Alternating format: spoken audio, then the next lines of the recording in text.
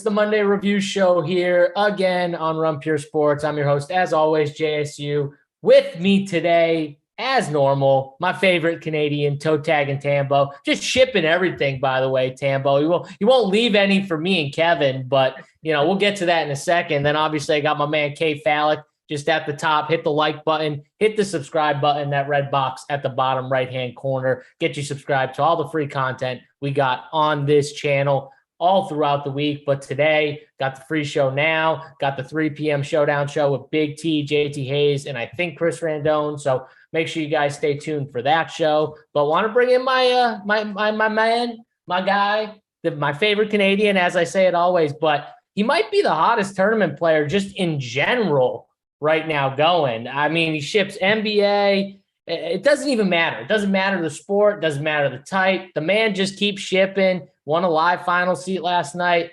Mr. Tambo, what's going on, buddy? How's it feeling there? It's good. Feeling very good. Running pure. That's what it's all about. That's what we're all about. I love it. It's been great. Great little run. Appreciate all the support from everybody out there. Yesterday, though, was actually a huge milestone. It's, big deal to me. You talk about it. We take this stuff pretty serious, though, and that was a goal of mine. First time ever qualifying for the FFWC. So a lot of second places. I don't play the 5Ks, 10Ks. Like it's obvious that I could, but I don't want to take on that much risk. It's a lot of money. You can go into holes pretty quickly. So I would rather just play the 33s, the 50s. Yesterday I played the 470. I didn't play a full 150 set in the $20. So I decided to play 5 in that.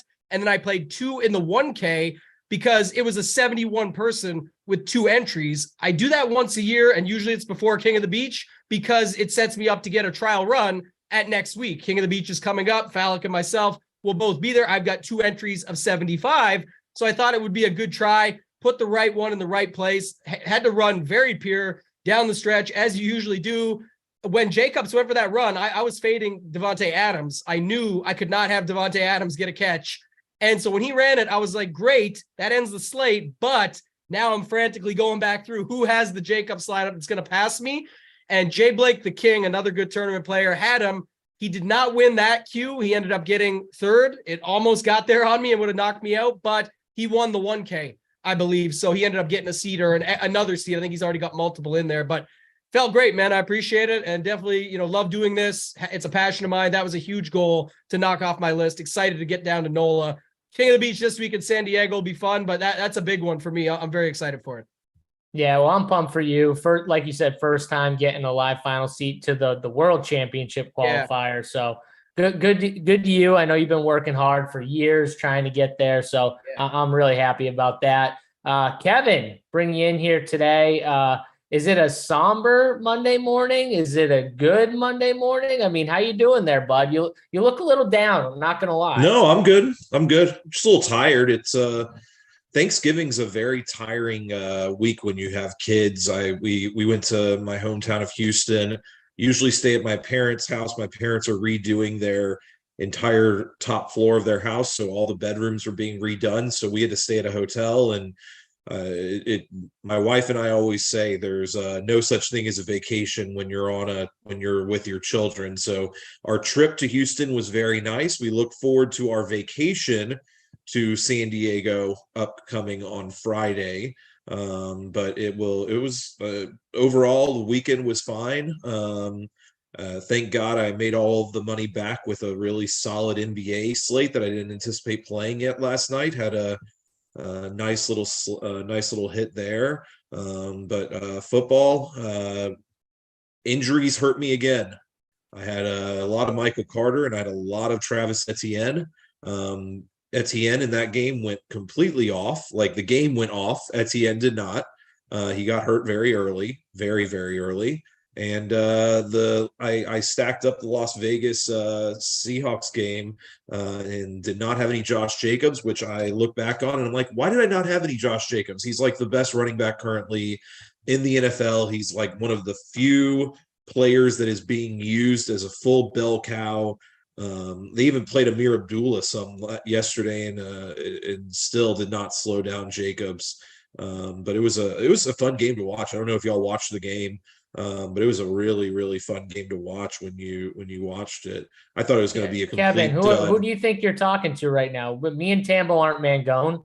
That's All right, true. you're talking to JSU and Yep. Toe Tag and Tambo over here. Yeah, we Yep. watched the game. Of course But we did. We didn't take a nap during it or No. need a break from it like some people. You know, we actually watched the winners. Yep. I will say though, your thing about Jacobs, I think the reason why no one was on him, I think it had everything to do with the fact he got downgraded with the calf injury. Yeah. Because I know earlier in the week, I know I talked about him on the Prim Factory. I know I talked about how I was going to probably play some. And I know in my head, when I saw the downgrade on Saturday, and I normally don't do this. So this is definitely wrong because I normally don't do this. I normally still, even if there's injuries or whatever, if a guy's in and I like him, I usually still play him. I did not in this case.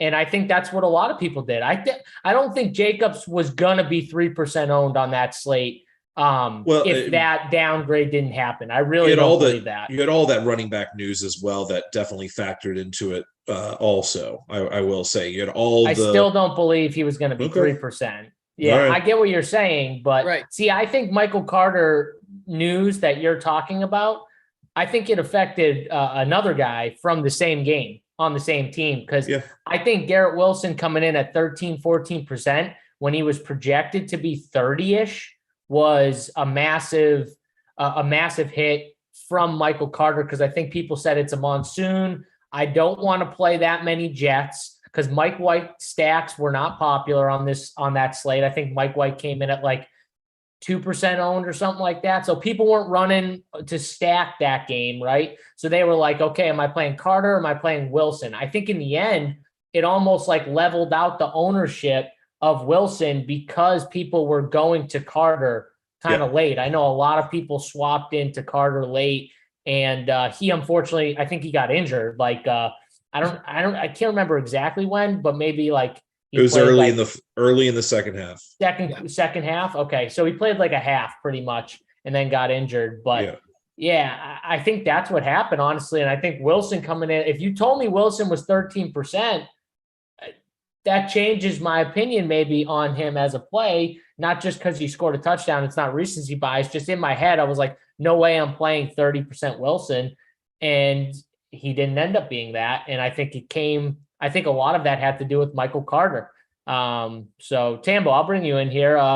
Obviously your slate went well. But what'd you think of Jacobs low owned? What'd you think of the Wilson, Michael Carter situation now that you saw like kind of how it played out? Forget the injury factor, just more like the ownership and everything like that. Yeah, the zig when they zag theory pretty much came into effect here. Like it's in an opposite way. No one wanted to play Wilson because at that ownership, there was so many pivots around him. And some of them got there, like Mac Hollins was there. You had Marquez Valdez-Scantling was there. You had a bunch of different guys in that range that you could go to. So that made the thought process be, let's not go there. Then you get the late James Robinson inactive news. You get the word on the weather. It's going to be a soaker, all this stuff. So you could set it up where you go to Carter. But if everyone's going to Carter, maybe now it's time to go to Wilson. Again, something you see the day after and go, oh shit. But like I always say, it's whoever figures out the puzzle before the slate locks. None of us have the picture in front of us. We all have it after the fact. Oh, that's what the puzzle was supposed to look like. Well, here's the deal, right? And that's where when everyone came off, or when everyone went to Carter, they didn't want two Jets and they didn't want to go to the guy that's going through the passing game. Couple notes I would add to that too, JSU, things that stood out to me. Someone, tagged me on Twitter and said about the Miami game, about how, I'll never trust the fact that if they get there in the first, if it's going to be a blowout, it can happen in the first half anyway. Yesterday, we were talking a lot about Miami and Kansas City being in these huge blowouts, but they could still get there in the first three quarters, get the job done. That's what causes the blowout. Then they sit. First of all, you can't really predict blowouts, just like NBA. Talk about it all the time. You talk about it, Jazz. You can try all you want, and sometimes it's fun, but it's not, nothing's a guarantee. So there's that.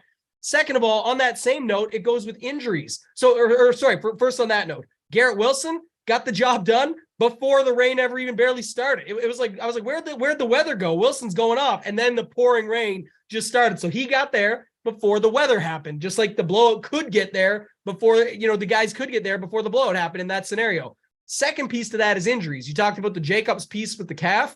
Always scary when it's a leg injury. But this is a thing, right? People are like, oh, just play it anyway. I like it.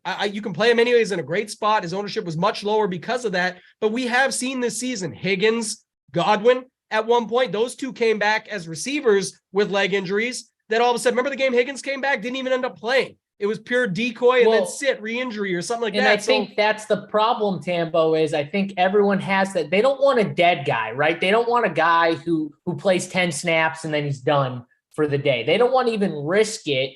And so to me, the ownership, the fact he came in at 3%, I say that's crap, because like if that downgrade never happened, he's not 3%. Maybe he's not 20, but he's not 3. Right. And that's just in people's heads, though. They don't want to risk a $7,700 player, like one of their star players in their lineup, who could possibly not play, or like you said, could be limited, or whatever the case may be. And he broke the slate, but just to keep in mind too, what Falik was saying earlier is still a piece to what this is that because there was going to be Rachaad White, Wilson, who we can talk about in a second, because he's a huge piece of this slate and going to be in these lineups. But Wilson was already basically a lock, huge ownership. We knew that, and for good reason. You had Rachaad White, you had P. Ryan, you had Michael Carter with the late news. You had other guys too, but just to name a few, you had those. So you only had so many slots. And then don't forget, in the late slate, beyond Jacobs, which on paper, elite tournament play based on that, but also you had James Conner, you had Austin Eckler, you had Kenneth Walker. There was 3 other guys there that you felt a lot safer with that still cost money, that it's like, yes, a great late swap maybe, but it didn't seem like there was the need to get to Jacobs just in that spot. If you were game stacking, I understand it. Late swapping, I get it. But that's why I think the general public, at least, and the ownership reflected that not many felt they had to get there. Yeah, I will say one thing too about the second Wilson touchdown. I don't know if you guys saw it or remember it, but I'm pretty sure the safety was like lying on the ground before he even caught the ball, just in pain. So like he jukes one guy out. It might have been the other safety. He jukes him out of his shoes, and then he just runs by the dude, and he's just on the ground, like grabbing his foot or ankle or knee or whatever happened to him, just writhing in pain. Who would have probably tackled him and probably wouldn't have, scored that touchdown. But whatever. He scores it too early, and that's that. I was just going to ask if either of you guys think Mike Carter was ever getting there. I know it's like results oriented a bit because honestly, if you watched the lock show, Tambo, like I added him to the pool, but I still had him ranked below every single other running back in my pool. And I wasn't like changing a ton of line. I even said it on the show. I was like, I got a little bit of them, but I'm not like swapping all these teams to try and just get him in all my lineups or anything like that. It just was, to me, it was like, they're still going to play 3 running backs. Because everyone was like, I forget the kid's name that randomly was going to back him up, that had a decent. They already had Ty Johnson, but they had Ty Johnson too. And in my head, I was like, they've been playing 3 running backs. So James Robinson's out. To me, it was like, okay. And then you heard that random kid was going to back him up. And I'm like, okay, they still have Ty too. So there's still 3 dudes there. So I'm just like, yeah, okay, he's fine. He's still, like, let's be honest, he got injured. So like, could he have still got there in the end? He could have, right? He could have been the one. He could have had the Ty Johnson touchdown. It could have been him. I don't know, like maybe. But I'm just saying, like, to me, there were still 3 running backs in the room, and they were going to use 3 running backs either way. So, and he wasn't 4K Stone Mint or something. Like he had a price attached to him in a range of very good running backs in what I would say are better offenses too. That's another thing. I like to attach guys. So that's the results-oriented, canceling out the results-oriented. It's not about the injury and all that. I'm talking about slate dynamics going in, the news we had before the slate started. I'm saying you still had White. Most of the people that pivoted JSU, let's be honest, weren't pivoting off Wilson. They pivoted off of White. You could go from White, DK Metcalf was a common build people had, down to Michael Carter, up to Michael Carter and down to Lockett and still get a similar spot. And people did that. And my take was just like you said, there's still 3 guys in the room. It wasn't a worse offense. Mike White went off. I'm just saying it is. If I'm going the running back attached to Brady, or I'm in a great matchup himself, or the running back attached to Mike White and the Jets, where do I go? Again, I don't want to come across results on it. It's not about the injury. It was before the slate started. What was your thoughts on that? You just gave yours, JSU. Falik, I think you put him into the core, and he was a fine play. I wouldn't doubt it. I'm just asking what your thought process was. I'm more curious from learning from it than worrying about he got injured. So be it. Ty Johnson's a gadget guy to me. Didn't even consider Zonovan. So that just put me on. Michael Carter against a bad Chicago Bears defense, thinking the script was gonna flip. Had the running back with the defense together. After it all went wrong. It all went wrong because they went from, Trevor Simeon's going to start to Peterman's going to start, back to Simeon's going to start.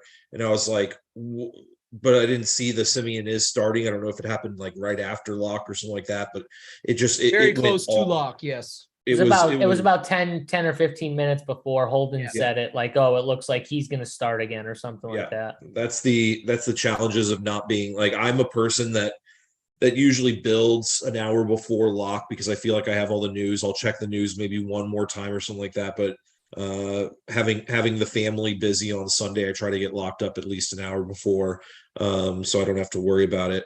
But yeah, it was. And I also thought Garrett Wilson was going to be chalky, so it was a way to get off of him as well. I did not feel good about Pacheco. Like it was. I went from Pacheco to Michael Carter was the move I made. I still liked White, but like I had, but the Pacheco piece was what I got off of, who I didn't like originally. So it allowed me to get off of him. Was what the move was. Woo, I just pushed my chair down. Definitely a fine move, and it was a great play. That's what I said. After the fact, you're not going to, if he gets injured, he gets injured. It's all that. I'm saying I felt like it was a little more fragile than many were making it. I know it's a great matchup against the Bears and all that. Like JSU said, so many guys there. I felt like too, like you were still replacing him over a Wilson, a White, some of those other running backs we talked about, like I love Connor. I love Kenneth Walker. These were all the running backs in my pool. Literally, I had 5 running backs, I think, in my pool, just on my list. And those were literally the 5.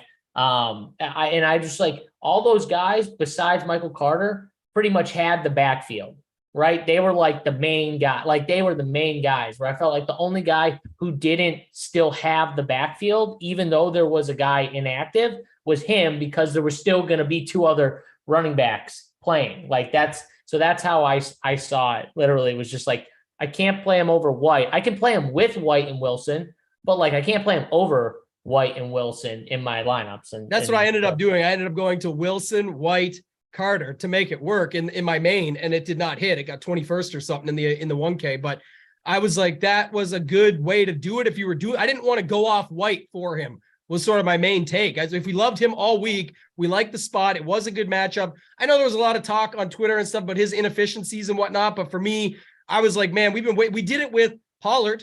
We waited that week, and when we finally got our chance with Pollard, now he wasn't as inefficient as what people have been showing the stats for White, but when you get these opportunities, you've been waiting for them. Why are you not putting your conviction behind it when it actually happens? It's not like he broke the slate. He got 19.9, but I'm not going away from that with a great matchup, a Brady offense that I thought could move the ball. He'd be able to have a few opportunities here and there. I know they activated Gio Bernard too, but I still thought that it was a better spot. So I couldn't go away. I had to add, and it ended up being a subtraction by addition, I guess you could say it backwards. The lineup definitely got worse, adding in Michael Carter and getting off one of those. I think it was Kenneth Walker in that build I came off of, but he helped me in the one that won the seat. So just one of those things. So, interesting topic for the slate though. Let me Chris Collinsworth, who I usually hate listening to, made a statement last night that the movement of quarterbacks is turning to these not run first, but like run necessary quarterbacks, and that these pocket passers are continuing to struggle more and more. And it was in regards to obviously Aaron Rodgers going against Jalen Hurts in like that game. And I sat there trying to think about who, like, is this an actually true statement? And I'm interested to hear y'all's thoughts on it real quick, if that's something what he means, or what he should be talking about, is the fact that the league is just getting better, smarter, faster, defenders, big linemen, linebackers. They're running faster. You need to adapt with everything else that's happening. And so to have a quarterback that is immobile, which I think is more what he's getting at, is right now a detriment. It's right now going to hurt, unless he's just super smart and has amazing awareness in the pocket, feel in the pocket, can move around in the pocket, kind of like Tom Brady. I mean, Brady's obviously, he can still win games because he's smart enough. And somehow, whenever the game gets like super close, Brady finds ways to like move the offense down the field. I think it's funny whenever it's like the fourth quarter with a few minutes left, just all of a sudden it's like, okay, let's get into this offense and just let's move the ball down the field magically. But the first 3.5 quarters, you can't do it consistently, but somehow in the fourth you can. But like so that, I think that's more what he's saying is like the Mac Jones style quarterbacks, those guys aren't going to do it. They're not going to do it unless they just become amazing like Tom was in the pocket and become one of the best passers in the league and the most accurate and efficient. You're not getting there. And then you need the coach on top of it for sure, where like some of these other guys, they just, when you can do everything, it's so much harder for a defense to stop. The Packers literally did not know how to stop the Eagles. They tried everything. They tried changing things around. Nothing worked. They couldn't stop Hurts. They couldn't stop the run game. They literally couldn't stop anything. Whatever the Eagles wanted to do, they did pretty much. Like it was just, that's how it's going to be, because it's hard when you've got all these quarterbacks that can run, throw, and pass. There was one play where they were showing like this was a run, pass, run option. Like literally there was 3 different options for him running it with the running back, him running it himself, and then him throwing it to the designed tight end, I think, going across. And it was just like, how do defenses stop that? Like it's so hard. You have to be so disciplined to stop all 3 of those movements going at once. Just too many things to think about. And that's where the league's going, I think. Yeah.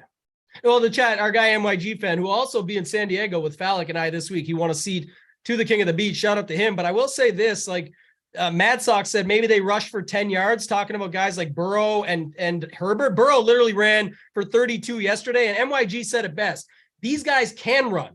I think the key is what he's saying. I think it's exactly this. You don't have to be a run-first quarterback. You don't have to be a Lamar or a Hurts. Like, that's your main MO. And then, yeah, you can throw. There's a reason they're projected or their props are 200 yards a week passing. They know that they're going to run the ball, that they're going to have designed runs, and they should. That's what they do best. They have the ability to have these good passing games versus it's the opposite for the others. But if you are just a straight up stiff in the pocket, you are not getting there in the game that we're in now. And it also may have something to do, I'm just thinking out loud, side note, about them talking about touchdowns being so down. This season, we have so many more quarterbacks that are running. The clock runs when that happens. You move the ball downfield, but then they can make mistakes because they're used to scrambling, or a designed run fails. Bring the field goal unit out. We tried, it didn't work, but it got them the 60, 70 yards that burned a bunch of clock. So I think that could be part of it. But I definitely think, JSU, you have to have the ability, like Burrow yesterday, 270 through the air, 32 rush yards, only 1 touchdown. It's not great for us in fantasy, but for the job, going up in a tough matchup against Vrabel and the Titans in Tennessee, a revenge spot, you need to get this W. It does the trick for your team, and it gets the job done. And we know he's had huge games this season. He can do it all. So Burrow, one of the guys at the top of that chart that's not a pure runner, obviously. It's not, though, like you said, it's not about having the Lamar speed or the Hurts speed or whatever. That's not what I'm saying. It's just the ability to do it if you have to do it. It is key. And I think Burrow is one guy. They're talking about Burrow in the chat. I see someone, is Mad Sox. He said, yeah, teams are actually planning for Burrow to run. No, that's why it can be effective. When you get a team who doesn't blitz like Tennessee, who rushes 4 consistently, right, and they drop back, well, after a certain amount of time in the pocket, there's going to be holes when they start rushing. And if he can just get through that gap, there's 8-10 yards. And you notice he's not getting 20 yards a clip, right? He's first downs he's getting for his team. He's then just he can going move the ball for again. Yeah.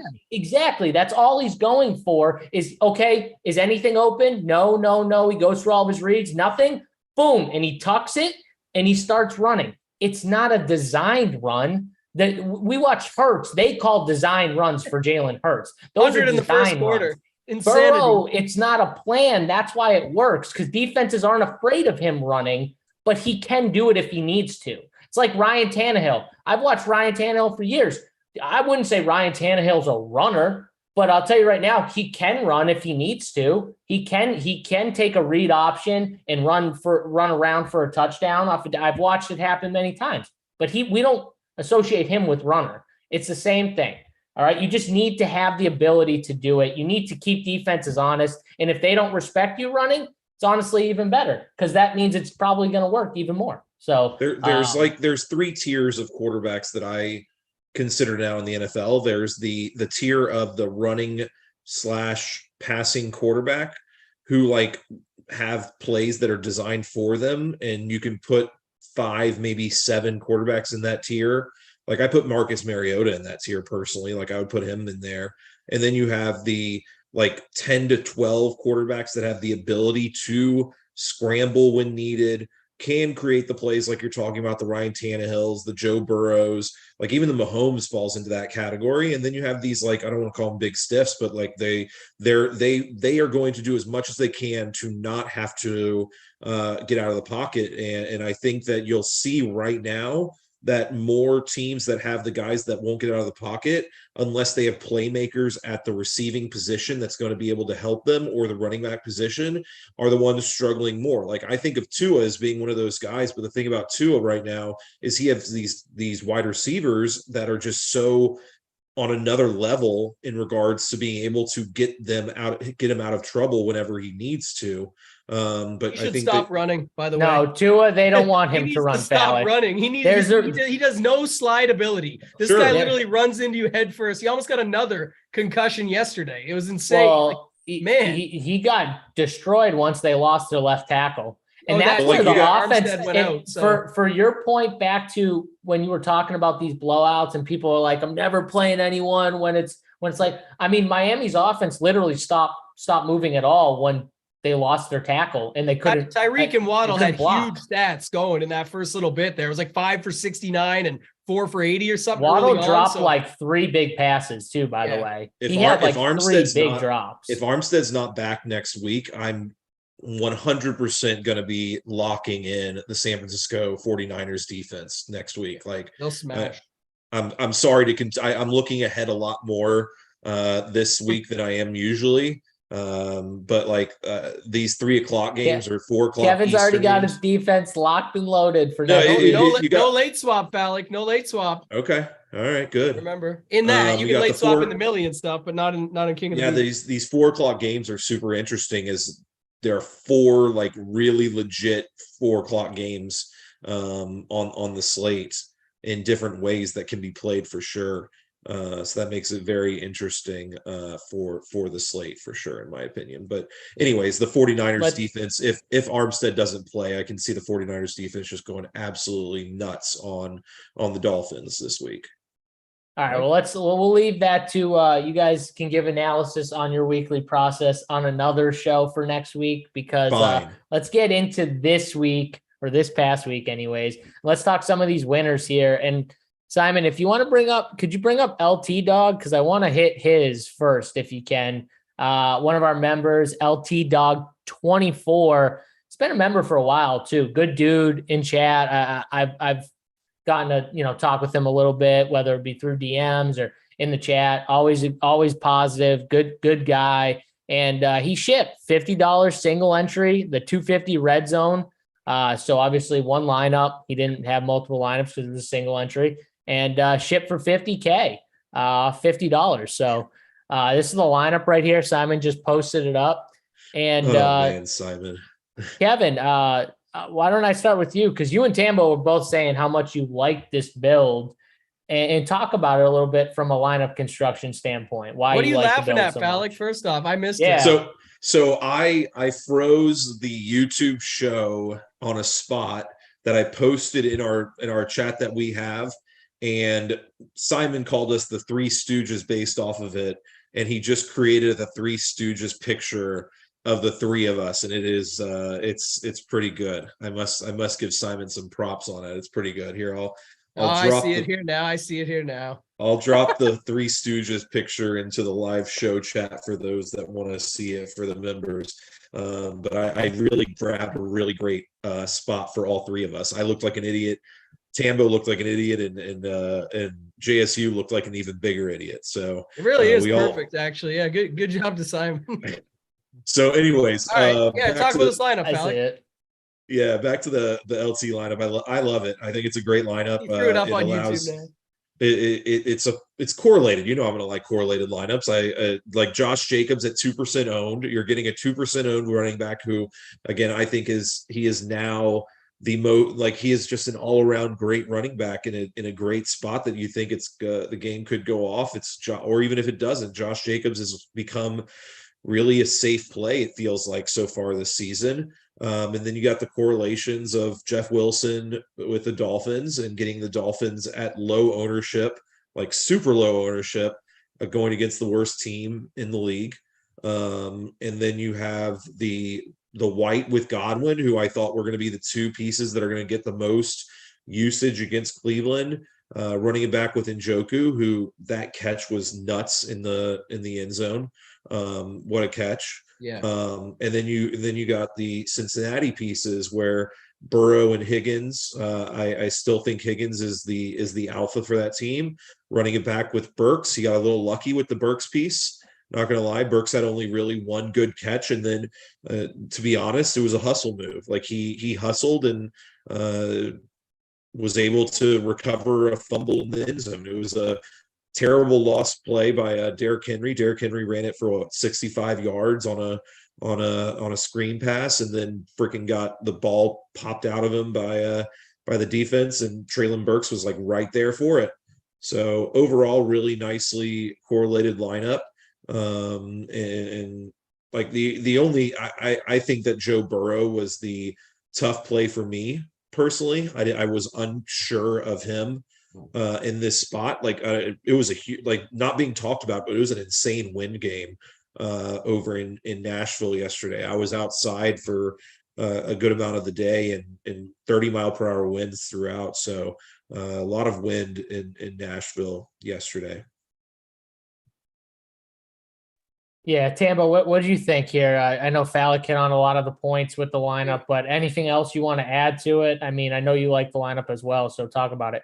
I'll just add to it. I mean, the optimal yesterday was 257, and I don't think anyone was really getting to it. It included Josh Oliver at tight end over using a guy like, Mark Andrews. So, either way, 209 from a single entry, just crazy. Congrats to LT Doug. Awesome lineup. But I was saying pre-show, what I'll add to it, I guess, is just when you look at it, obviously there's great correlation and things that make sense, but two key things. One, as we always say, you don't have to get that different in these things, like Wilson, White, Higgins, go down. Burks was a popular value play. All those made sense. Where you get different is and even Burrow was popular. So just Burrow, Higgins, Burks as that stack, but then you can plug in Godwin to add on to Rachaad White in that same game. Njoku as a run back. If you're already playing two of those Tampa Bay guys, I think you should have a Cleveland run back. I like going back to the well with Njoku. Our guy Big T liked him the week before, talked about it yesterday on the Morning Wood that he's probably going to have a game. It wasn't a huge game, but it was a good game, 14 points almost from that price. You'll take it all day. So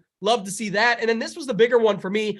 Everyone was talking about this with Pacheco and the Chiefs D as a way to get different. Like if you're using the Chiefs D at the popularity, why not add in Pacheco? And that made sense. But if everyone's playing Wilson, how do you chop that in half? And definitely the way to do it is to pay up a D when everyone's paying down, use the defense with them. And here's the kicker. It was Kyle Allen at quarterback. This is not some backup that they're just going to hand it off to and make the game easier on. He's going to sling it around and chuck it like I expected. And sure enough, he did. I loved this combo. I had a lot of it yesterday. I thought it made perfect sense as a way to chop down the ownership, because we didn't talk about Jeff Wilson. We can talk about him more now, JSU, but just weren't getting away from this guy in this spot, this matchup. No Mostert. He already looked good before Mostert was ruled out. Like everyone liked him in this spot already. He did not come through, but man, I just don't think you were getting away from that. So there's the theory of it in adding in Dolphins D to just slice that ownership down in half almost is a great way to do it in these large field tournaments. And even in this, it's only a single entry only, but it's still a large enough field with 50 grand up top. So you don't need to go way off the board. Notice that he did not have any diamond in the rough play.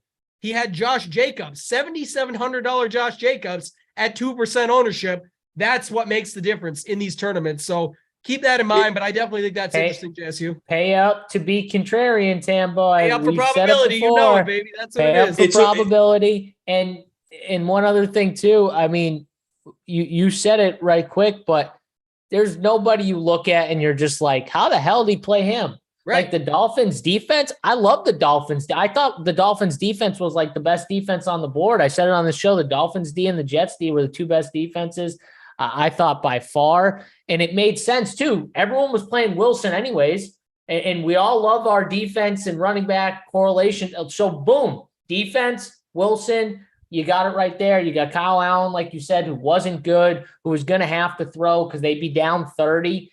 I said they'd be down 30. They were down 30 in the first half or something like that. So, and two, with a combo pack like that, I always talk about this. I call it a combo pack. But if you just flip these numbers, if you give Wilson 18 and the defense 12, you're probably pretty happy, to be honest, going in. Like, everyone's playing Wilson. Do you want more? Absolutely. You don't know how the rest of the slate is going to shake out, though. So my point being, the numbers just, shook out the way they did, but you would take that score from both. It offsets it though, right, Tambo? Yeah, exactly. It offsets it. And that's how I looked at it. That's literally how I looked at it. Was like, okay, Wilson didn't do great, but at least I have the Miami defense. You know what I mean? So it kind of offsets. And 2% owned too for the Miami defense when we had value on this slate. So it wasn't like we couldn't pay up for defense. And this is the second week, and I think 3 weeks. I think the Patriots had like 20 something a few weeks ago. Paying up to be contrarian, the defenses, no one likes paying up for defenses. So when you get defenses in these spots against bad quarterbacks, backup quarterbacks, not good offenses, maybe the defenses aren't the best defenses, but listen, they're priced up for a reason in those situations, and that was one. And Miami's D is starting to turn, they're getting a little better. Bradley Chubb is definitely helping a little bit, almost had a strip sack.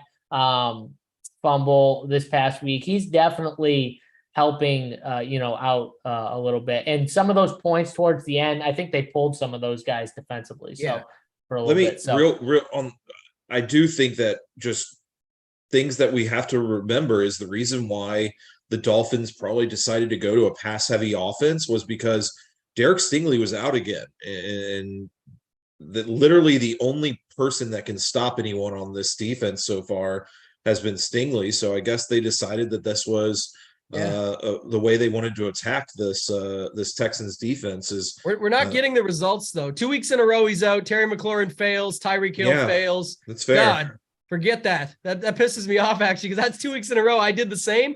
I attacked it. I will say this, JSU had talked about it on the Print Factory show, our other premium show at Rum Pure Sports that we have every week with him. It was him, Big T, and Dunkel this week. Usually our guy ODB is on there, but David Baker. But I will say this, you said it, JSU, McDaniels, not a stupid coach. Thought he would attack the way that you beat this team. To Falik's point, he looked like he thought we're going to go through the air at them with no Stingley, and it was working. Again, things change when Armstead goes out, when, it's not, now the blowout ensues, all these other factors, the defense scores one of the touchdowns, et cetera, that's where things can change. But again, this is, silliness. We're not getting away from Wilson in this. At least I'm not. I don't really care. A lot of people played him regardless of ownership. In some of the high stakes stuff, he was 80%. Like, it was just a spot to play the guy. There was nobody around him remotely close to the floor ceiling combination on paper going in at that price level that could be that. So that's why I took it for what it was. Yeah, and Simon, you can pull up the Millie Maker. We can switch lineups now to the Millie Maker lineup. But to your point, I mean, it wasn't for a lack of trying, right? They just didn't really have some early success on the ground. You know what I mean? That was the other thing too. They weren't really having some success. They were having more success through the air. I think that helped it a little bit. But one note while he's pulling it up too, JSU, just on the chat talking about this, I thought this is a good topic for today too, is the Mike White stuff. Mike White got there, right? You crushed early with Garrett Wilson, Elijah Moore. Our guy, JT Hayes, was all over it on the Off the Chalk show, bringing it up. Love to see that. We went back and forth. I even I needled him a bit. I said, hey, I don't see it, but maybe I have to get some just for my guy, JT Hayes. He knows what he's talking about. So I ran it a bit. The challenge was you didn't need it because Derrick Henry didn't get there. A lot of the pay up options didn't quite fully come through at wide receiver. So it's like, even if you had the money left over, you still ended up needing something like this. The winning lineup had Kyler, but the optimal, just so people know, was Trevor Lawrence to Zay Jones with a Josh Oliver run back at tight end, and then it jammed Connor, Jacobs, Garrett Wilson was in there, T. Higgins was in there, Chris Godwin in the flex instead of a Rashad White, so it makes sense from that perspective. And then, of course, the Miami D leaving 2,000 on the table. So that's my point. Like, when you get that Mike White thing to happen, you need all the other spots to come through still. And in the end, it's really tough because a lot of these expensive spots did not come through. In Tambo, I talked about it on a few of the shows about how I just don't think anyone that's 8K or higher, I just didn't see happening, because we saw how much they have to do to get there in those situations. You can make the case, okay, Jacobs was pretty close. He was 7-7. But my point was, like, those guys, they could have big games. And if the mid-tier crushes, they're still not on the winner for getting up to them. So I just thought the mid-tier was so strong. It was tough not to be in the mid-tier. And we're looking at Chris Godwin. He was in the mid-tier, but then you got some cheap guys like Zay Jones, Garrett Wilson. They obviously got there. But Mark Andrews was on the Millie Maker winner.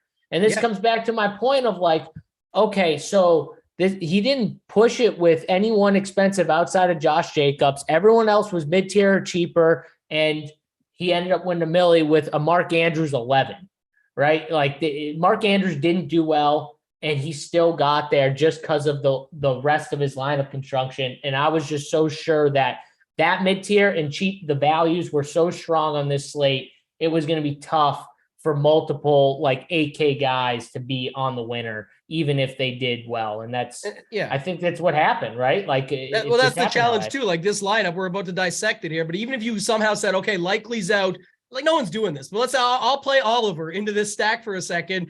And that allows you to go from Garrett Wilson up to Devontae Adams, $8,200, I believe. You drop Mark Andrews 4K, you pop Garrett Wilson 4K. You actually still score less because Oliver's only 6 or 7 points more than Mark Andrews got. I think he got 6 points more, and Adams did not come through. So it's like this, you were still better off with this, and that's why he's winning $1 million. But also, why would you want that?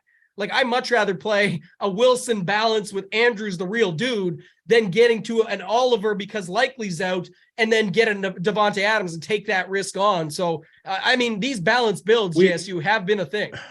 Go ahead, Falik. Yeah. No, I think that first of all, yes, almost the entire lineup was mid-tier except for Josh Jacobs. But I will say, in my opinion, Mark Andrews should not be considered as a mid-tier play. He is an expensive play as well.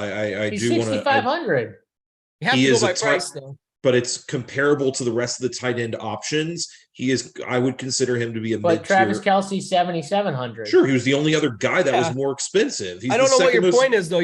What you're saying is the truth. Is he a pay-up option at tight end? Sure. Yes. What I'm saying, he fits the balance build. He fits the balance build for everything else, and he still was the 8th highest scoring tight end, right? And he was the 4th highest scoring tight end of anybody that got ownership. Like, the other tight ends that outscored him were Oliver, Akins, and John Bates. Like, those guys. No one was playing those guys. So what's your point, though? I don't get it. I'm just saying. I think, first of all, I think that it's a great build as a whole, but I would just personally not consider. Like, I think that this is a mid-tier build except for Jacobs and Andrews, not a mid-tier build except for Jacobs.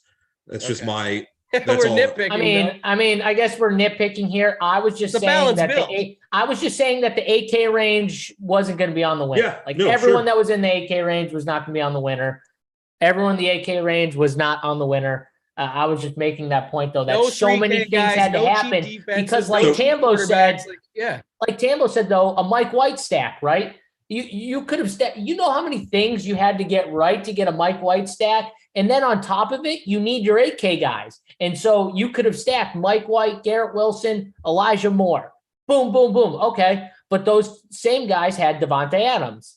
You had to have Eckler. Derrick Henry. Austin Eckler was fine. You had to have Eckler and Jacobs were the only two that could have made the puzzle work, per se. But my point is, you need for sure. That's tough to happen when only 2% are playing Mike White stacks, pretty much, right? No, I agree there. It's a tough puzzle because I got it here. It's already set up. If you take Kyler out and put in Mike White as just a single stack with Garrett Wilson, you take Treylon Burks up to a guy like Kenneth Walker, and then you drop the Jets D down to something like the Chiefs, you do come out ahead, right? Pretty, based on the Walker points and the Chiefs D slightly beat it. And I think Mike White contended with Kyler Murray there. But my point being, if you get the Mike White single stack 100% correct and then nail Jacobs, Connors, Godwin, Zay Jones, etc., all with that, that's the whole point. That's why it's the game we play. But it's tougher to make that work based on that. So the 3v3 that, first of all, the Connor, I think we should talk about Kyler and Connor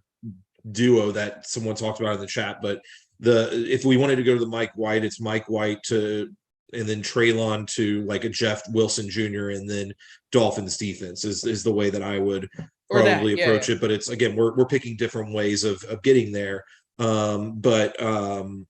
The Connor to Kyler and Kyler Murray together is a very interesting piece that I think that is not, we haven't discussed, is James Conner. Like, how often do we think that's going to go off? I'm not sure. But I think that what's interesting is Kyler got one rushing touchdown plus all of the yards. This game came from Connor. Connor got all of the yards and set up the team for the success and allowed Kyler to be able to get that one TD pass to Hopkins and then get the one TD pass to Connor. And then so they ended up sharing a touchdown plus getting all the yards basically in the entire game. So it worked out today. I'm not sure that I would bank on that working very often.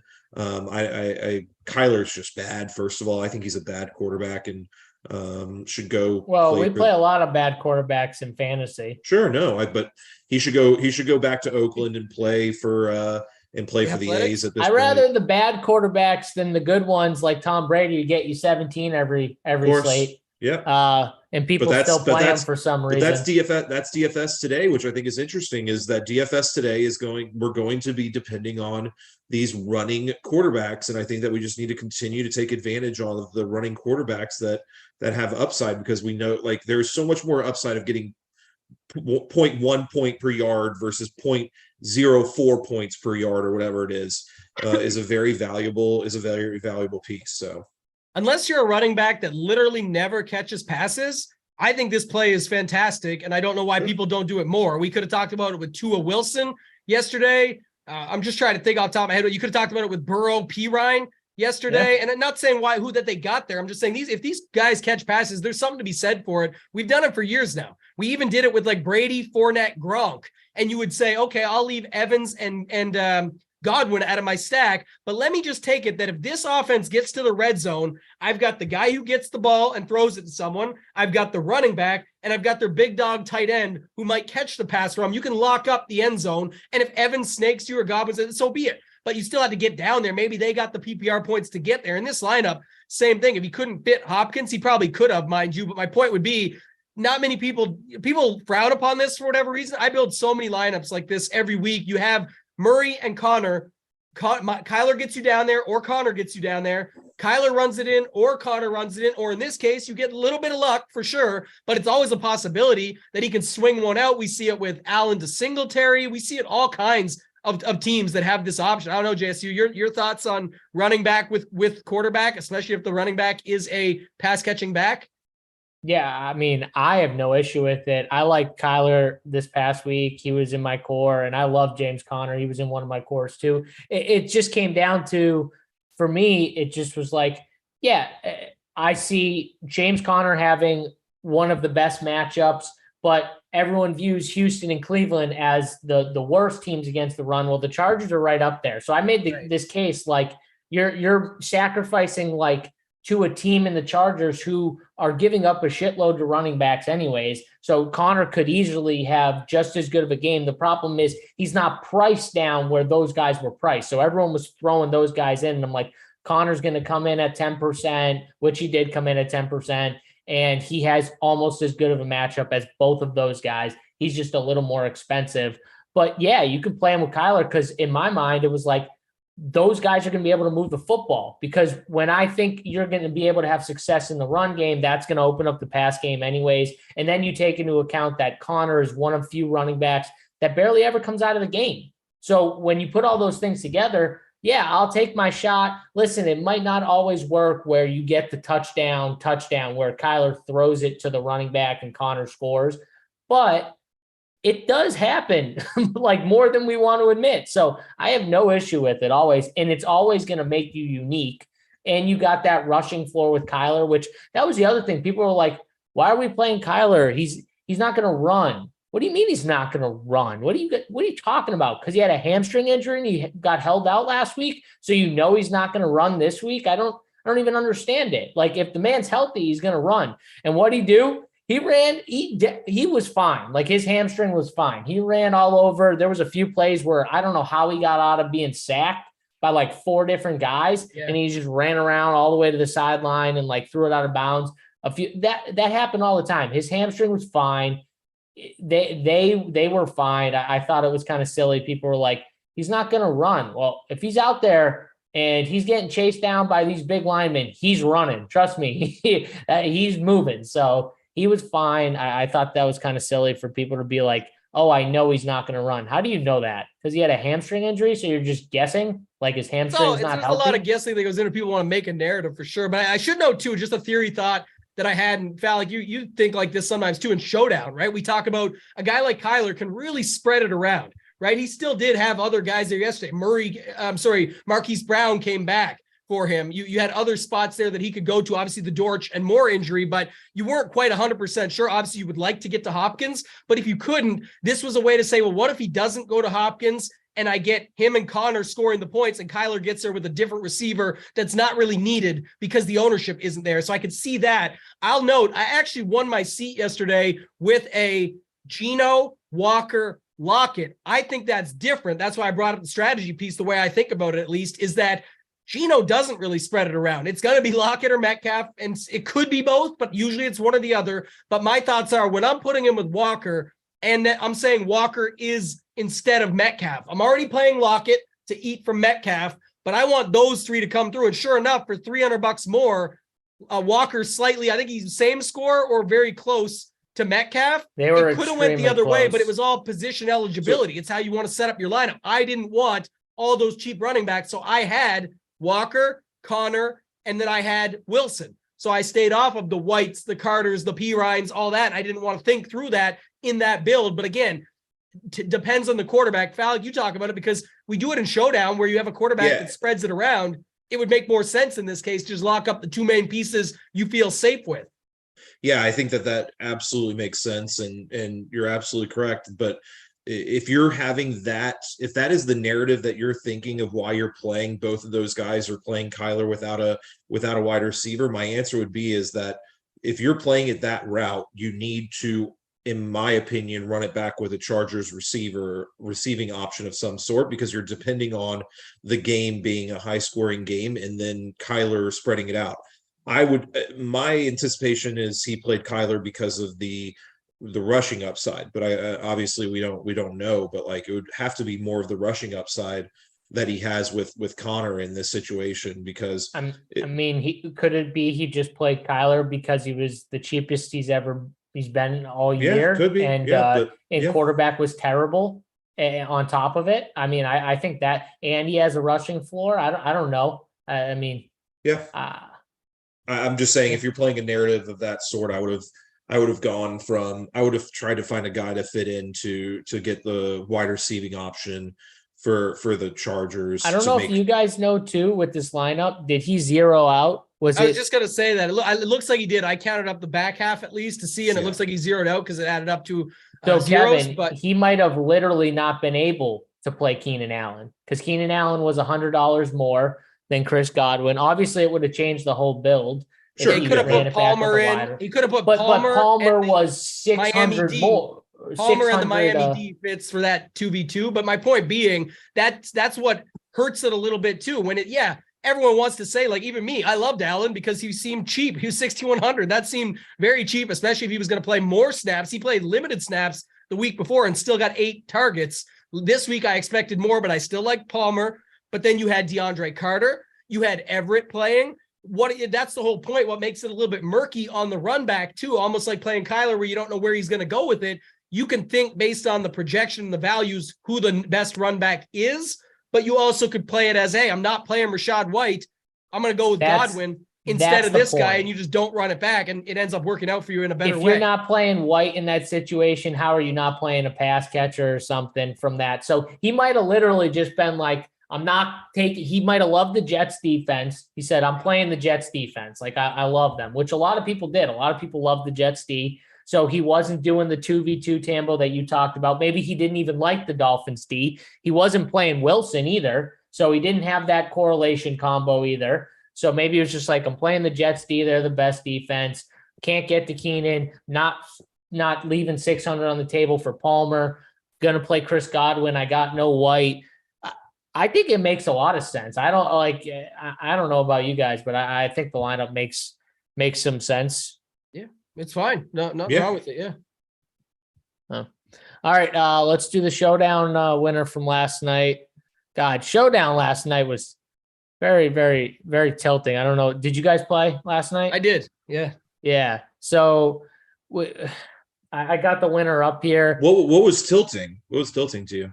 What was tilting to me was Jalen Hurts 3 different times ran the ball to like the 4 and didn't get in the end zone. And then Miles Sanders gets like the carry. Kenneth Gainwell gets the short yard. They had 3 rushing touchdowns at the end where Jalen Hurts could have literally had, I mean, at least 2 of 3. He missed on a read option one for one of the touchdowns. I think Miles Sanders ended up getting.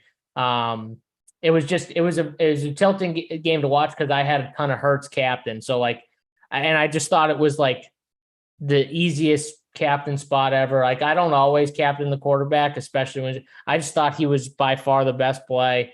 And it was a little tilting to me how that game unfolded from the finishing standpoint, where Miles Sanders was the man. AJ Dillon ended up being the winning captain though, somehow. I don't know how that ended up happening, but because the Eagles can't stop running backs right now. It's funny to no, watch them. I get it. I like the running backs. I'm just saying though, when the captain's putting up like 50 and Miles, 2 different guys, and it's Miles Sanders, and you don't normally see someone just edge them out like that when they have that big of a captain score. Yeah. So that was more my point. There was 2 different guys who put up almost 50 captain points and they didn't hit the winner. Obviously, AJ Dillon was cheap, but we'll talk about it. It was AJ Dillon captain, Jalen Hurts in the flex, Aaron Jones, Miles Sanders, Christian Watson, who ended up getting there at the end, monster play for 63 yards kind of towards the end of that game.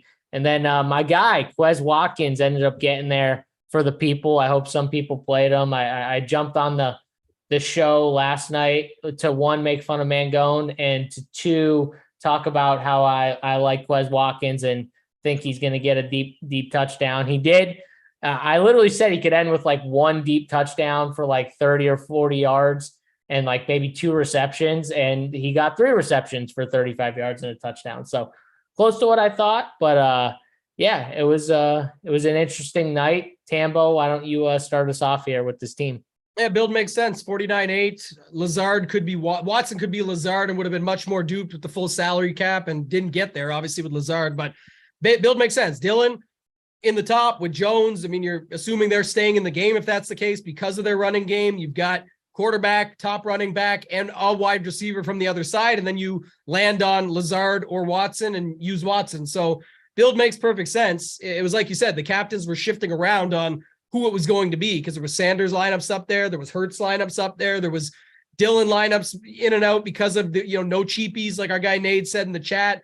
The cheapies I thought yesterday sucked. I put it in the attack plan. Like he's talking about, annoyed Boston Scott. I thought Boston Scott was a horrible play. He actually got run surprisingly, but I just, again, on this slate, I was like, if you're not going to play something Jack like this, Stoll. He's another guy, Tambo. He almost scored 2, Boston Scott. I forgot about that. He did almost get in. That's just the product of the game and the way it shook out. I'm just saying in general, that's the challenge. And sometimes and Falik, you've been high on this in other games that we've been on where we talk about it. 3 running backs, and you need, just play the ones that you think are going to get there. I like Sanders. Yeah. I like Gainwell. 3 tight ends, Stoll, Calcaterra. And if you want to count Tyree Jackson, who did run routes, again, he's back out there. So they're trying to do stuff with him. I took my shot with him. Stoll I did not. Sucks. What's that? Because Stoll sucks. Stoll sucks. I know that. So like I did not. Yeah, I did not have a lot of him. He was in the punt section because of that. Like I did not play much because I wanted to play Tyree Jackson. And Stoll was projecting so well, but that's the same thing. When you've got three cheapy tight ends, 1,200, 200, and 200, what the prices were on Philly, say what you want about, okay, Tyree doesn't count because he won't get anything and he ran less routes. Of course, but that's Showdown. You're taking shots. I X'd Calcaterra and just played Tyree, and I made sure I got like 12% of them. Did not work. Still had a shot out. I finished 90th in the main with like a 12 or 13-way chop that needed Devontae Smith, and it would have been Hurts captain with Devontae Smith if he throws him a touchdown. But again, that's Showdown. So everyone's one away. My point being, I like this build. I like how it sets up your two running backs and a receiver, quarterback, running back, wide receiver from the other side, leave a little bit of money, get yourself a 30K payday. So I like this lineup quite a bit, JSU. It makes perfect sense on paper. Yeah, I mean, I talked about it when I jumped on there. I liked Watson over Lazard. I talked up Watson. I liked Aaron Jones over Aaron Rodgers. Obviously, Rodgers gets hurt, so that's, whatever. But he did get hurt. And then A.J. Dillon, I was just like, eventually he's going to score. Like, it just had to happen. It was about time, and he finally did get in the end zone. But like, I don't know, like, it just, to me, it was like a simple 3-3 build. I think it's a great build. I mean, A.J. Dillon obviously got the touchdown, and then he got a few receptions at the end, which helped, I think, kind of finalize it, right? That last catch when he kind of went out. You just reminded me, JSU, this is a week late. Remember the show, Me, You, and Big T, and he put his record on the line and said A.J. Dillon won't be in the winner? Yeah, I played near the winner. I played 0% of them that week, and I played 0% of A.J. Dillon every week. I played him both weeks. I didn't get there with him yesterday, but he's in the winner now. He's in the captain slot too. This is that's the crazy. First game I played A.J. Dillon, not in the captain, but I actually played him. Yeah. So I was happy about that. But it was because I liked the running game a little bit more. I thought they were going to have some success. Where's Rubio Dimes, by the way? He's hiding in the soccer chat. Rubio Dimes was saying it was going to be a blowout. Where's Rubio? I want to know. Where's Rubio? That 20-point blowout. Where was it? What a call out. Well, he's out spending that soccer money, the 20K he shipped. The thing I will say is that Philly has had no issues going after random old free agents, and it feels like the perfect options for them right now are Jared Cook and Jimmy Graham, Rob Gronkowski to go after next, because they need a tight end. Badly. First of all, Gronk ain't playing for anyone that doesn't have Tom Brady at quarterback. He's kidding, done. And second of all, no shot Jimmy Graham and Jared Cook are running routes for this. No shots are going to sign Jimmy Graham and Jared Cook. I will be stunned. Anyways, Simon posted in our chat that the winning line, the perfect lineup was Miles Sanders, Jake Elliott, Quez Watkins, Jalen Hurts, A.J. Dillon, and Christian Watkins, which the double Watkins or Christian Wilson, y'all put Watkins in there. It was the perfect lineup. So Christian Wilkins? He said he went from Watkins to Wilkins to Wilson, and it's Watson. WATSON. Watson. I don't know. Whatever. Come on, boys. It's all wrong. But anyways, the 4-2 build that makes a lot more sense to me is that build. No one's leaving. Again, they are. Don't say no one, but you know what I mean. That's why it's a tough slate to do it based off of the players. 45-4, and yeah. But it does make more sense to me than the 3-3 that's on there with the double running back where they eat into each other. But listen, Green Bay's been going through the run game. So all I know is it's gonna be interesting to see what they tell Aaron Rodgers, whether to take a seat for a little bit and let's see what we got with Love. Or are they just gonna keep on running? They ain't telling them that as long as they're alive, Falik. They ain't telling them that. Now, if they get pushed out of the playoffs, though, they'll tell them. Yeah, they have to tell them you're done. At some point, they have to, because Jordan Love's going to be a free agent next year, so they got to make a decision on whether they want this guy or not on their team. It's hilarious that they've wasted a first-round draft pick on him at this point. But I have no issue with the lineup at all. I think it's again, Philly's so bad against the run game still. They're trying to fill up these holes until the Georgia guy comes back. Jordan Davis comes back. But Philly's finding ways to win. They got a good offense. That's the other thing to just consider. Miles Sanders looks really good, really sharp. So, yeah. One thing I will say, JSU, too, is that I wish I would have thought this through. Obviously, it's always easier after when you see it, but just thinking it through out loud now and seeing this as the winner, we've been talking all season about how Philly's pretty fraudulent in the sense that they're a great team, but their schedule has also been easier. We've seen them take L's to bad teams. You know, they just took a loss recently. So my point being, could Green Bay somehow find a way to be in this game? It was only a 6.5 point spread. Yes.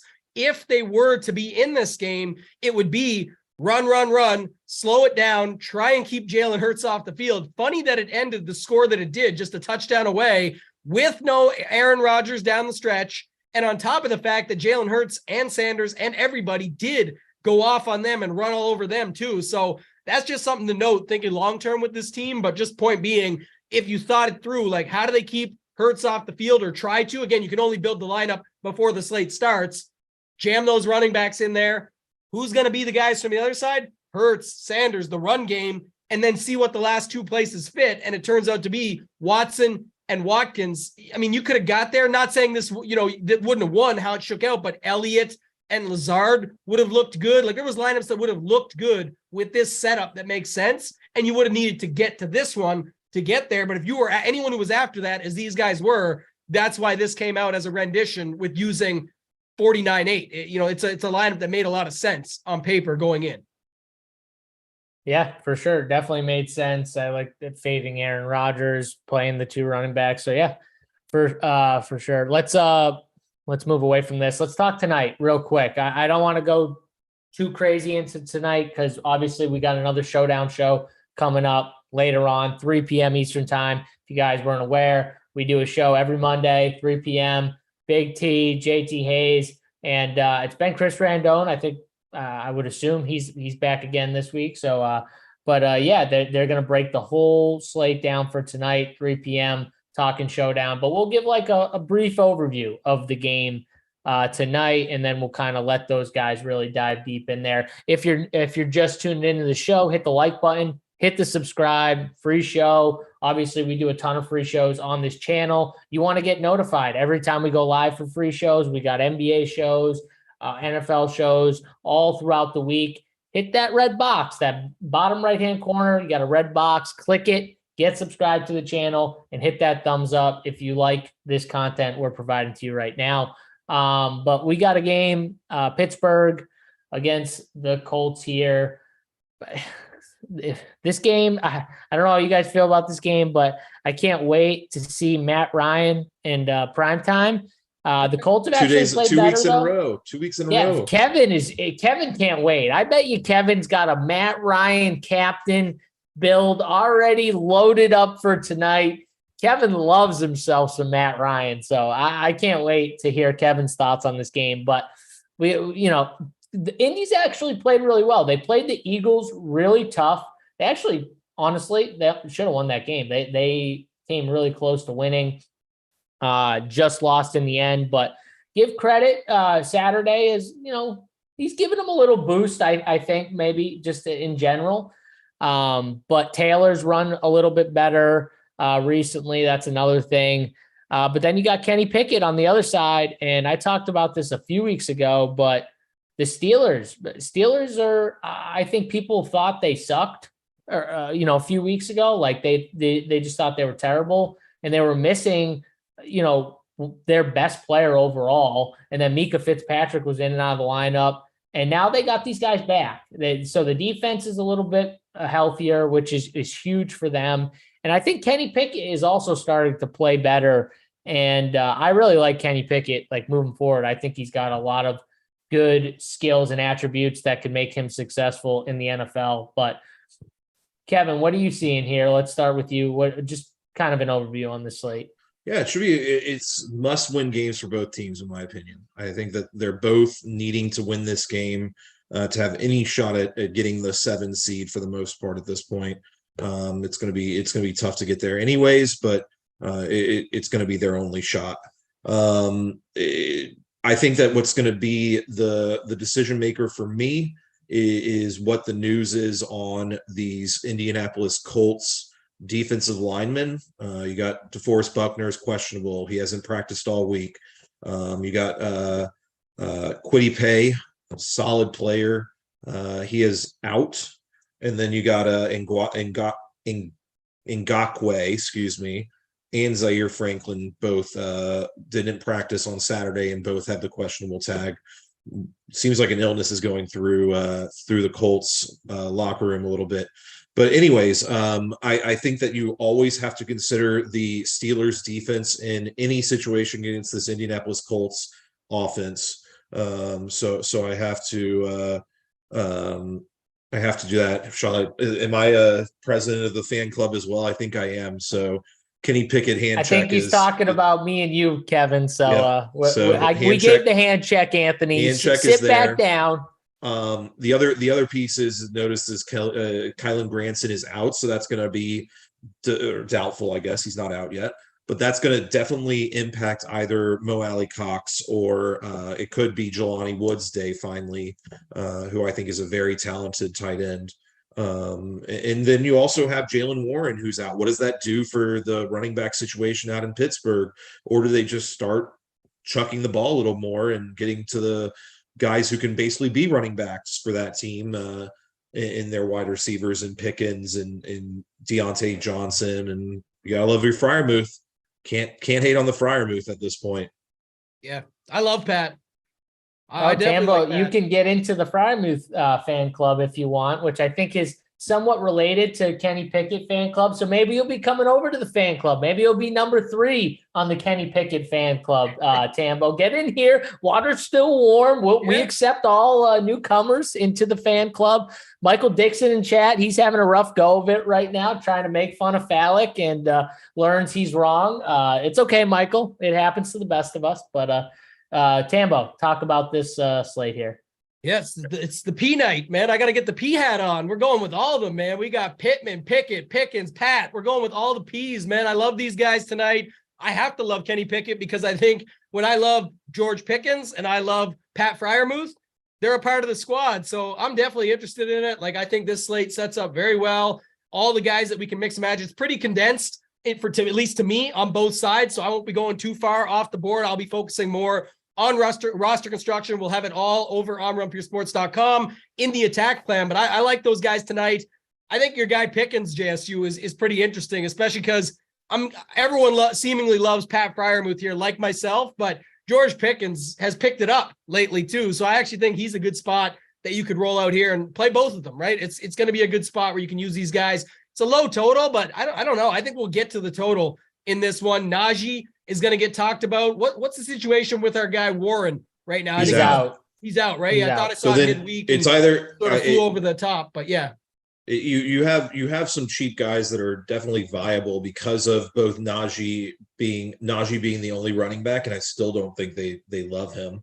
So I think you have to think that Benny Snell is going to be in play, or McFarland, depending on who's going to be that guy. And then you got one of these tight ends for the Colts has to be in play with Granson being out because they love the 2 tight end offense. God, how is Benny Snell still moving in this league right now? I don't know if he is moving. Thanks, Tony. Tony's going to play me before playing Najee Harris. So I may make Tony's squad today. Kevin, didn't Tony play Najee Harris like 2 weeks ago? Yep, he did. He got talked into it. He almost had a good game that week too. Everyone was playing the Steelers D, so it kind of. Oh wait, was that the week when we got the Pickens 1 yard rushing touchdown or whatever? Yeah. Oh, that was amazing.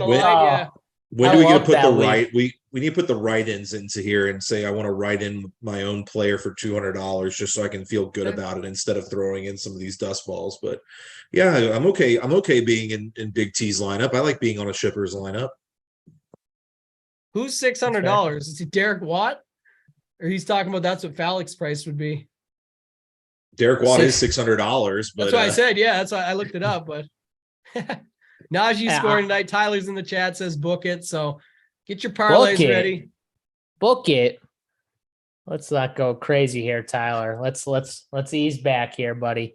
All right. So you like the passing game, Tambo, a little bit. You like I do. Yeah, I think that's actually a good point. I forgot because it was like midweek when the Warren news came up. I remembered it. That's why I asked about it. I just couldn't remember the full details, but that's the thing, right? So people are going to be trying to figure out the run game there and looking at the backup punt options and all that. I have to wait, see how all the numbers shake out in the lab, Big T style. I'll go through and run the numbers, but man, I really do like the passing games for both sides too. I think it's going to be a big spot. And Najee in the flex, sure. in the captain, I think I'll avoid it tonight. So we'll see how it shakes out, but you guys will see it on my attack plan, likely heavy on this pass game in both spots. I give know me I'm give me the avoiding over on Najee the in the game. captain. I can guarantee. I'll give that for free Again, right now. Tyler is our avoiding boy it. from the bet side. Bet him first touchdown. Go ahead. People confuse betting and fantasy. Najee can score the first touchdown, and maybe that's it. And it's a 1-yard touchdown or something to fall in. Like, that's what I talk about all the time with these guys on these slates. Oh, but he's going to get the 1-yard line carries, and he's going to get 2 touchdowns. On Showdown, of course, that if he gets 2, probably a bigger problem, but still does not guarantee in the captain when you got other guys that can roll through with 8 for 120 with a touchdown. That beats your little 2-yard touchdown plunges that he has to jam his ass in there and probably need 3 tries to get in the box. So remember, betting, fantasy, very different. I'm wondering here what Adam wants to beat me and Tony in. He said, book me a flight, Tambo, and I versus JSU and T. What's the match? I don't know, but I think we're losing in whatever it is. I'll tell him that right now. I'm just I just asked him, beat us in what, my man? I want to know now. I'm curious. I mean, I can beat Big T in the basketball. No, B-ball. Oh, he said B-ball. Oh, Adam. It would be go to 21. Smoke. The spread is -20. The game is to 21, Adam. I trust that you're good, but I can tell you because I'm not, and I've seen JSU play, and I know Big T is good, so I watched them both. We would probably lose. The bet might be -20 in that. We'd have to get by in a race game or something. I can beat Big T in the race. Maybe if you're fast, it'd be a relay, Tambo, right? We could do that. We could win the race game, but not in basketball. Not in basketball, no. I'll be setting picks for Tambo. Oh God, you're a pick setter. You better be doing more than setting picks, my man. Like you better be scoring the baskets, all the baskets here, buddy, because that's going to be a tough scene for Adam. You might need to be setting trips more than setting picks and trying to get these guys tripped up. And that might be our only chance if they get injured and go down. Because I don't know if playing dirty. I don't know if you're going to win playing dirty against me and Tony. I'm just going to call that out. Yes, you almost got in a fight on the slab last time we were there. He took one off the nose, little elbow action from our other guy helmet, not our producer helmet. But yeah, that was a good game back and forth. That was a man playing a man right there. That's how it's supposed to be played. No one cries. No foul. Oh, he touched my arm. Foul. No, none of that. Were you there when Snyder and Mangone played and Snyder put Mangone in the headlock? I think and then we had to say bodies, no right bows. Before that. You might have left right before. We had to make up the rule, bodies, no bows, because every time they go down, they were chucking the elbow and they almost died. They almost slipped under the trampoline. But before that, Snyder locked Mangone right up in the headlock. It was me and Title were there. I remember it. We were laughing our ass off. We said we would have paid money to see that game, a repeat. So hopefully can get that again in March. Yeah, maybe we'll get it that time. I love a good b-ball wrestling match. I love that. We can do a little b-ball / wrestling match. We might have to mat out the slab though. That's the problem. Wrestling on that slab's definitely not a great idea. It is a concrete slab, so you definitely might want to think about that before we start having concussions we got to deal with. Snyder in the jeans. Yeah, Nades knows. That's what's up. Snyder was rocking the jeans. Snyder in the jeans. Snyder in the jeans did make me laugh. Snyder, you got to get shorts, buddy. You got to get shorts, a T-shirt, some basketball shoes. You probably didn't even have basketball shoes, did he? We need to fix you up, Snyder. We'll figure it out. We got to get you set up. Before we hop off, I'm going to throw out a couple more $200 gems because I think there are plenty in this game. Gunnar Olszewski or whatever you say his name, and Steven Sims for Pittsburgh both got almost half the snaps last game, and tons of route running. So I think they're very much in play at $200, especially with the fact that they do a lot of downfield movement. What did you say after Gunner? First you said Gunner, but who was the other Gunner guy? Olszewski or whatever. Olszewski, isn't it? Olszewski. That's one guy, Tambo. No, I know that, but then I thought you said one other guy. You had two. Yeah, Steven Sims. Sims. Okay. See, that's what I think people are going to mess around with tonight. I just don't think I'm going to do that. We'll see. Maybe get some small takes of them, but I'm just saying if that's guys that you just expect to be in there no matter what, you see people playing them, I think you could see like we just saw and reviewed where it's another balanced type build because people are trying to play these guys. I haven't built yet. Listen, I have not built yet. So here's my thing with those 200 guys. Here's my thing though, like who are we talking about? Tambo, it might have been on a Thursday Showdown show where it's like, what do they actually need to be on the winner? Like, does 6 or 7 get them on the winner? No, we were talking about Randall Cobb that night, and if he got like 12, we could see it. And he ended up getting, I think, 12 or 14 and did show up. But yeah, these guys aren't, to me, even the same situation. If they do, they do. That's, you know, it is what it is. But I'm saying, you know, like Gunner, maybe, but it's also slate. It's slate dependent, though. We can talk all we want about what do they need, but it depends on what the mid tier is and what how well the high price. I agree. Last night, again, you didn't need it last night, but you would think on a slate like last night, and that's why Stoll got the love at 1,200, because you want AJ Brown, you want Hurts, you want the big expensive guys, and those were Stoll, for example, or pick your poison of the $200 guys, were realistic options that could get there. But in this spot, like, do you even need the money? Jonathan Taylor, Pittman, Pickett, Pickens, Freiermuth, all cheap enough that, again, we'll just see how it shakes out, but I just don't know if you'll need it, and I think more will go there than need to. So we'll see how it works. I think the Steelers are one of the more easier teams to attack too, right? Like, they're pretty, like, if you like the run game, play Najee, right? If you like the passing game, they got Pickens, they got Deontay, they got Freiermuth. I think they're the team we don't get cute with. I think the Colts are the team, if you wanted to get cute, you play some of these Colt guys. I think there's more guys in play from the Colts side because they got the 2 tight ends like Mo Alley Cox, Jelani Woods, who are somewhat cheap. They've got a few different receivers. I mean, Alec Pierce got 8 targets last game. We've seen him show up on a showdown winner. He's not super cheap anymore, though. He's like in the 5K range, but still, Paris Campbell's been good. Like, I just think there are more options on the Colts side. So, yeah, that's how I'm probably looking at it. I'm probably going to be a little tighter in the Pittsburgh pool and then play more of these Colts guys, or like get more of a spread of the Colts side, just because I think outside of Taylor, there's just so many other guys that could get there, where I'm going to be exposed to a few more. So I like the Pittsburgh captains, though, for sure. I like the Freiermuth. I like the Pickens. Don't know about Pickett and captain. I want to see how ownership shakes out. Do you guys think Pickett and captain is going to be like popular on this slate or lower? Quarterbacks have been lower lately, especially because people will consider Pickett one of those sort of statue-ish quarterbacks. Again, if he had to, he probably can do some stuff. But my point being, I think he can run. He can run, Kenny Pickett. Yeah, he can absolutely run. He can for sure. But I'm saying people can, again, and Ryan is the complete. Ryan's for sure the guy they see as like a statue up there. He ran a couple weeks ago? Him and Cousins actually both got a bigger run in that, you know, everyone was making fun. Atlanta Falcons fans, eat your heart out. Matt Ryan can run when he did that big run in that game. But the point being, quarterbacks have been lower in captain as of late. So, doesn't mean they're going to be low owned. It just means lower than what we saw over the past year and a half or whatever, when we were really trying to avoid them a little bit. Now I've gone back to them a lot more, just depending on the slate. But to me, I feel like their offenses are pretty condensed. So you could definitely pair them up with their guys here. And I got no problem doing that. Yeah. I mean, you got 2 quarterbacks too, who obviously the ceilings are still, they're not super high like we had yesterday with Hurts, right? They're not like, Hurts could get 40. No one's shocked if Hurts gets 40 in any game pretty much all year.